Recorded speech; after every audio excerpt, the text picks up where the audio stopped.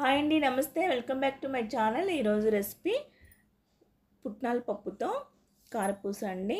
ఎంతో క్రంచీగా, క్రిస్పీగా, చాలా టేస్టీగా చేస్తున్నాను. మీరు కూడా ఒకసారి ట్రై చేయండి. ఇక్కడ స్టవ్ ఆన్ చేసుకొని ప్యాన్ పెట్టుకొని 1 కప్పు దాకా పుట్నాల పప్పు తీసుకున్నానండి. ఇక్కడ నేను కొంచెం రోస్ట్ అయ్యేలాగా వేయించుకున్నాను. మీరు వేయించుకున్నా పర్లేదు, వేయించుకున్నా పర్లేదు, మీ ఇష్టం అండి. తర్వాత అవి కొంచెం రోస్ట్ అయ్యాక ఇట్లా మిక్సీ జార్లో తీసుకొని బాగా మిక్సీ పట్టుకున్నాను. ఇట్లా మెత్తగా అయిపోయిందండి పిండి అనేది. ఒక గిన్నె తీసేసుకొని దాంట్లో 1 కప్పు దాకా పిండి తీసుకున్నాను, పుట్నాల పిండి. తర్వాత 2 కప్పుల దాకా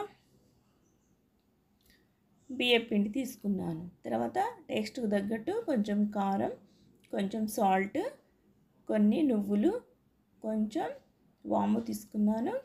అలాగే కొంచెం వేడి ఆయిల్ తీసుకున్నానండి. ఇలా మొత్తం కలుపుకోవాలండి. అవి 4 మిక్స్ అయ్యేదాకా కలుపుకున్న తర్వాత కొన్ని వాటర్ పోసుకుంటూ పిండి అనేది ఇట్లా ముద్దలాగా కలుపుకోవాలి. కలుపుకున్న తర్వాత కారపూస చేసే గిద్దల్లో ఇలా ఉండలాగా చేసుకొని పెట్టుకొని ఒక గరిటె మీద ఇలా కారపూసని చుట్టుకోవాలి. తర్వాత వేడి ఆయిల్లో ఈ కారపూసని ఇలా తిప్పుకొని వేయాలి. తర్వాత 2 వైపులా కొంచెం ఎర్రగా వేగనివ్వాలి.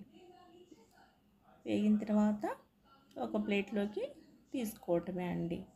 కారపూస అనేది ఎంతో క్రిస్పీగా, టేస్టీగా చాలా బాగుంటుంది పుట్నాల పప్పుతో.